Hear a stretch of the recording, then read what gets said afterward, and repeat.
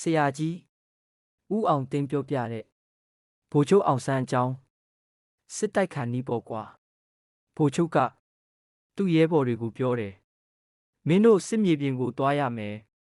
မင်းတို့အတွက်ဘာရမလဲဆိုတော့ပင်ပန်းမယ်ဆင်းရဲမယ်ဒဏ်ရာရမယ်တေမယ်ငါလည်းမင်းတို့နဲ့အတူလိုက်မယ်ကြည်စမ်းငါလည်းမင်းတို့နဲ့အတူလိုက်မယ်ဆိုတဲ့စကား तू မလုံနိုင်ပဲသူများကိုမခိုင်းဘူးဘလောက်ကောင်းနဲ့ခေါင်းဆောင်လဲနောက်တစ်ခုပြောရအောင်မယ်လွတ်လပ်လေးရပြီးတော့လွတ်လပ်ရေးအတွက်ရန်ပုံငွေထည့်ကြတယ်မိမတွေဆိုသူတို့ဝတ်ထားတဲ့နားဆွဲတွေလက်စွပ်တွေဆွဲကြိုးတွေလက်ကောက်တွေအကုန်ချွတ်ထည့်ကြတာဒါကလွတ်လပ်ရေးရန်ပုံငွေအတွက်ပြီးတော့လွတ်လပ်ရေးဖခင်ကြီးဖြစ်တဲ့ဗိုလ်ချုပ်အောင်ဆန်းကိုလည်းတိတ်ချစ်တိတ်ကြည်ညိုကြတော့လွတ်လပ်ရေးရန်ပုံငွေထည့်တဲ့ဖလားအပြင်ဗိုလ်ချုပ်အောင်ဆန်းအတွက်ဆိုပြီးဖလားတက်တက်တစ်လုံးထားပြီးတော့ထည့်ကြတယ်ထည့်ပြီးကြတော့ဗိုလ်ချုပ်အောင်ဆန်းကလွတ်လပ်ရေးရန်ပုံငွေထည့်တဲ့အတွက်ရောသူ့အတွက်တက်တက်ဂုဏ်ပြုကြတဲ့အတွက်ရောကျေးဇူးတင်ပါတယ်ဆိုပြီး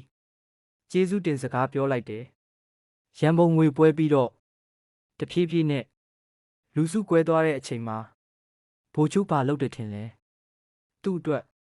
ထည့်ထားတဲ့ဖလားတွေကရွှေတွေငွေတွေအကုန်လုံးလွတ်လပ်ရေးရန်ပုံငွေဖလားတဲ့အကုန်သွန်လောင်းထည့်လိုက်တယ်သူတပြားမှယူမသွားဘူးတိုင်းပြည်အတွက်တကယ်စေတနာအမှန်နဲ့အနစ်နာခံလုပ်တဲ့ဗိုလ်ချုပ်သူ့ကိုယ်သူထက်တိုင်းပြည်ကိုပိုချစ်တဲ့ဗိုလ်ချုပ်သူဒီတိုင်းပြည်အတွက်တိုင်းပြည်သူအတွက်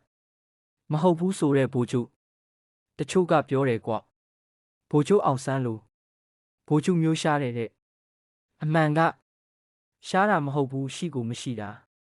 ဗိုလ်ချုပ်အောင်ဆန်းကိုကြည်စမ်းပြည်သူတွေကတတာလို့ပေးတာကို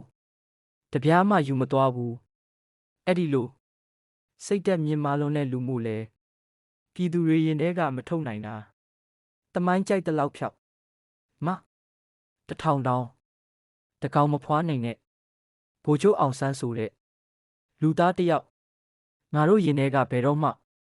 ပျောက်မသွားဘူးဆရာကြီးဦးအောင်တင်ပြောခဲ့တဲ့ဗိုလ်ချုပ်အောင်ဆန်းအကြောင်းဖြစ်ပါတယ်ဗိုလ်ချုပ်အောင်ဆန်းအားလေးစားကြည်ညိုလျက်ပါ credit ဘဒုတ်